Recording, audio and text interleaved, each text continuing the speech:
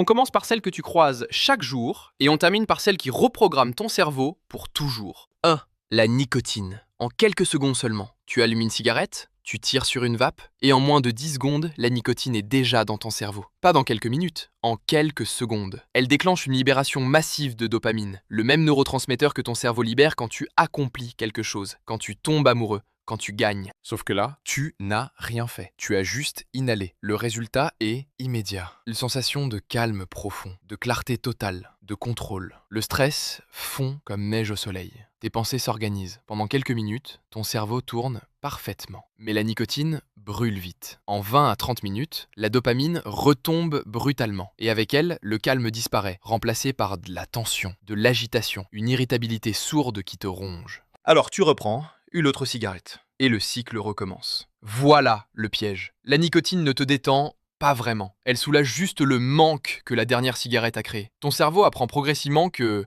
la paix n'existe qu'entre deux bouffées. Sans elle, tout devient terne, plat, inconfortable. Ce n'est pas une habitude, c'est une reprogrammation. 2. La caféine. La drogue que tu consommes, sans aucune culpabilité. Des milliards de personnes commencent leur journée avec elle. Café, thé, soda, energy drinks. Pour beaucoup, ce n'est plus une boisson, c'est un rituel. La journée ne commence vraiment qu'après la première gorgée. Une fois dans ton sang, la caféine file directement vers ton cerveau. Elle bloque l'adénosine, cette molécule qui te dit « tu es épuisé ». En gros, la caféine ne te donne pas d'énergie, elle cache juste ton épuisement. Tes neurones s'emballent. Ton cœur bat plus fort. En 20 à 30 minutes, tu te sens concentré, alerte, motivé. Le monde semble plus net, plus clair, plus maîtrisable. Ce n'est pas de l'euphorie, c'est une confiance dans une tasse. Mais quand ton corps la métabolise, l'adénosine revient d'un seul coup. Et là, le crash arrive. Irritabilité, fatigue lourde, cette petite voix qui te murmure « peut-être qu'un autre café arrangerait tout ». Avec le temps, ton cerveau s'adapte. Il produit de moins en moins d'énergie naturelle, parce qu'il compte sur la caféine. Tu en as besoin de plus en plus juste pour te sentir normal. Arrête brutalement et tu découvres la vérité. Maux de tête violents, brouillard mental, une fatigue écrasante. On plaisante souvent en disant « j'ai besoin de café pour vivre ». Mais ce n'est pas vraiment une blague, c'est du sévrage déguisé en culture. 3. L'alcool. Le poison social le mieux accepté du monde. On boit pour célébrer, pour oublier, pour appartenir à quelque chose. L'alcool est partout. Aux fêtes, aux dîners, aux mariages, aux enterrements. C'est la seule drogue dont on questionne l'absence plutôt que la présence. Une fois dans le sang, il commence à perturber la communication entre tes neurones. Au début, ça semble agréable. Chaleur, détente, un sentiment de confiance. Tu te sens plus ouvert, plus social. Les pensées qui t'envahissent habituellement se taisent. Le moment semble facile. Puis vient le pic. Le jugement s'efface. Les émotions montent. Tu parles plus fort, tu ris plus fort, tu franchis parfois des lignes que tu ne franchirais jamais sobre. Ton corps perd en coordination, mais ton cerveau, lui, est convaincu que tout va bien. C'est l'illusion de l'alcool. Il ralentit ton cerveau tout en te persuadant que tu es encore lucide. Ensuite vient la descente. La chaleur devient lourde, l'euphorie vire au brouillard. Le lendemain matin, ton cerveau s'effondre chimiquement. La gueule de bois, ce n'est pas juste de la déshydratation, c'est ton cerveau qui paie la dette.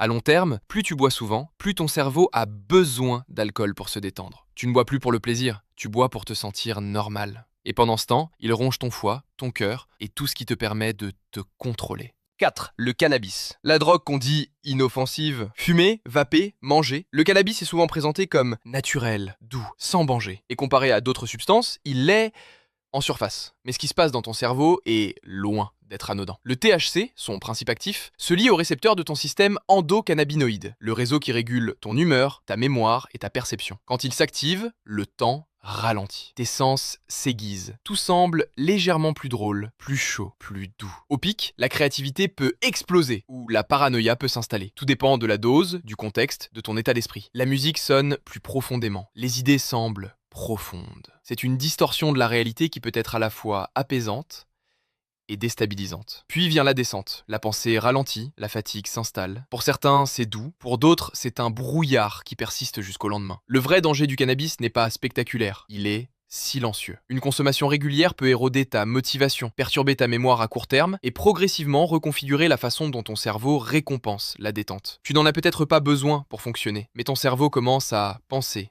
que oui. 5. La cocaïne. L'illusion de la perfection.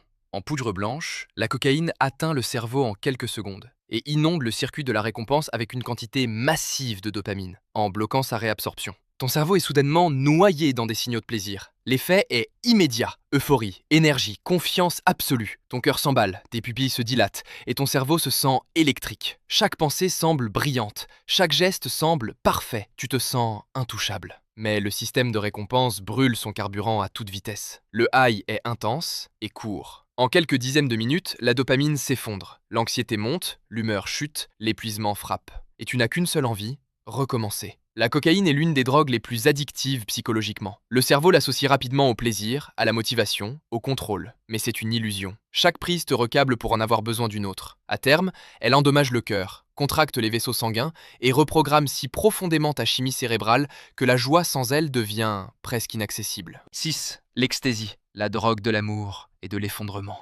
Avalé en pilule dans un festival ou une soirée, l'ecstasy inonde ton cerveau de sérotonine, dopamine et ocytocine en même temps. La trinité chimique du bonheur, de la récompense et de la connexion, libérée d'un coup. L'effet est unique. Une chaleur qui se répand dans tout le corps, une musique qui semble te traverser, une empathie intense pour chaque personne autour de toi. Tu te sens connecté à tout, aux inconnus, à la nuit, à toi-même. Le monde semble parfait. Mais l'ecstasy brûle les réserves de sérotonine à une vitesse folle. Des heures plus tard, la descente commence. L'émotion se vide. La place laissée par l'euphorie est occupée par le vide, la tristesse, une fatigue profonde. Utilisée trop souvent, l'ecstasy endommage les neurones qui libèrent la sérotonine, rendant le bonheur naturel de plus en plus difficile à atteindre. On l'appelle la drogue de l'amour parce qu'elle te fait tout ressentir intensément. Mais quand c'est fini, tu réalises que cette connexion était chimique. Et ton cerveau paie la note. 7. Le LSD, quand la réalité arrête d'être réelle. Le LSD est un hallucinogène. Une quantité microscopique, des millionièmes de grammes, suffit à réécrire complètement la façon dont ton cerveau perçoit la réalité. Il se lie aux récepteurs de la sérotonine et modifie radicalement la perception, l'humeur et la conscience. L'effet commence par des détails. Les motifs se mettent à bouger, les couleurs changent, les sons semblent avoir une texture. Ce n'est pas comme voir apparaître des hallucinations. C'est comme si la réalité elle-même se mettait à respirer. Au pic, qui peut durer des heures, le sens de soi se dissout. Cette partie de ton cerveau qui dit « je suis moi »